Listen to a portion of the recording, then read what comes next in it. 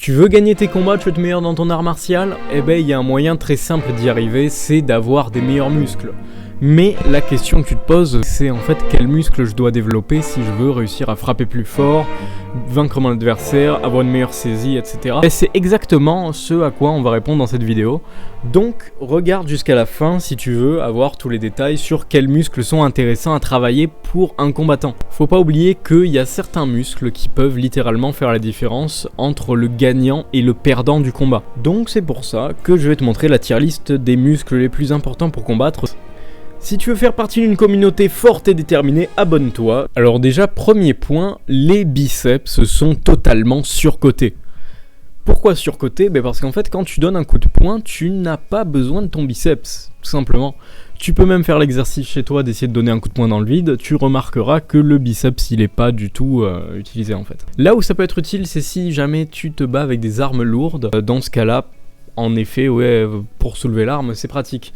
Mais c'est pas le cas de la plupart des gens. Je pense que la plupart des gens qui regarderont la vidéo feront des arts martiaux sans armes. Donc c'est pour ça que je le mets en surcoté. Alors le trapèze et le grand dorsal, ces deux-là, c'est vraiment très important. Ils vont te permettre de ramener ton bras à chaque fois que tu vas donner un coup. Donc ça te permet d'enchaîner basiquement des combos, des enchaînements. Et ça, c'est super si tu veux submerger ton adversaire. Et faut pas oublier que c'est une stratégie qui fonctionne extrêmement bien. Donc, je répète, le trapèze et le grand dorsal, très important. Ils vont avec les pectoraux, les épaules, les triceps et le muscle dentelé antérieur, te permettent de mettre de la force dans tes coups. Faut pas les sous-estimer. C'est de là, en fait, que vient la force au niveau des bras. Bien sûr, il y a une autre partie du corps qui te permettra de mettre encore plus de force, mais ça je le réserve pour la catégorie d'au-dessus. Alors n'oublie pas également les avant-bras, qui sont très très importants si tu veux saisir ton adversaire. C'est ça en fait qui va te permettre d'avoir une bonne poigne. Donc voilà, si tu fais des arts martiaux avec des saisies, j'ai pas besoin de te l'apprendre, c'est très important. Oh, lui il est sous-coté. Oh, comme il est sous-coté lui. Alors lui, vous connaissez certainement pas son nom. Moi non plus, je connaissais pas son nom avant de faire cette vidéo. Et putain, je vais le travailler les gars. C'est l'érecteur du rachis. Alors l'érecteur du rachis c'est quoi? Le rachis c'est la colonne vertébrale. Ça te permet de te tenir droit. Et oui, tout simplement. Ça te permet d'avoir de l'équilibre, ça te permet de rester debout en fait, simplement, d'avoir une bonne posture. Et ça c'est essentiel dans un combat. Si jamais tu perds l'équilibre, tu vas être totalement déstabilisé aussi bien physiquement que mentalement. Et tu vas être ouvert à l'adversaire et il pourra tout simplement en fait te défoncer quoi. Donc, très important, si tu veux avoir une bonne posture, si tu veux être droit et stable, n'oublie pas ton érecteur du rachis. Donc là, on passe à la partie cruciale, très important, les abdos et les obliques, qui sont aussi une partie des abdos techniquement. Ils vont te permettre, pareil que le muscle érecteur du rachis, de rester droit. Alors, donc ça va te procurer de la stabilité, de l'équilibre. En plus de ça, si tu as des bons obliques, des bons abdos, tu peux encaisser des coups dans le ventre. Et ça, c'est tout de même assez important, ça te permet d'avoir une meilleure défense. Aussi, ce qu'il ne faut pas oublier, c'est que la force dans tes coups vient justement des abdos. Oui, parce que c'est les abdos qui te permettent en fait d'avoir une rotation de ta hanche, et c'est de la hanche que vient la force. Donc ne les sous-estime absolument pas, parce que c'est eux qui vont te permettre de pouvoir frapper fort et vite. Dans le même registre, on a les muscles fessiers, les quadriceps et les ischios qui vont te permettre de donner de la force dans tes coups, parce que la force vient aussi des jambes. Voilà, quand tu donnes un coup de poing, il faut que tu puisses bien tourner ta hanche, et ce mouvement-là, en plus des abdos, il va te demander de la force dans ces trois muscles que je viens de te citer. Autre point positif d'avoir des bonnes jambes, ça te permet de rester stable, parce que forcément, essaye de mettre par terre quelqu'un qui a des cuisses de rugbyman, ça va être plutôt compliqué. Parce que tout simplement, en fait, il a de la force qui lui permet de rester ancré dans le sol. Autre point extrêmement positif des jambes, c'est que ça te permet de donner des coups de pied. Les coups de pied, ça fait beaucoup plus de dégâts que les coups de poing, ça a une meilleure portée, il faut pas les sous-estimer. Alors, travaille tes jambes.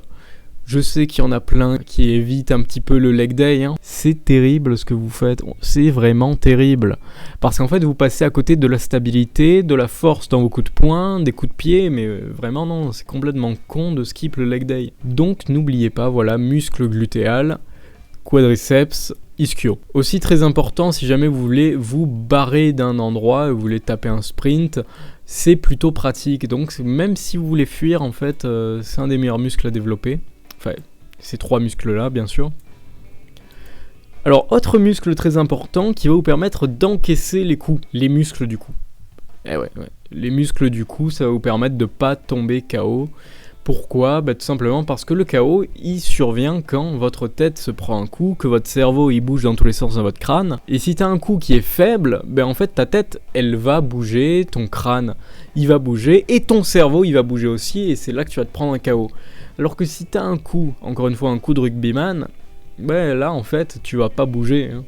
Tu vas pas bouger, ça va faire mal, mais tu seras pas KO.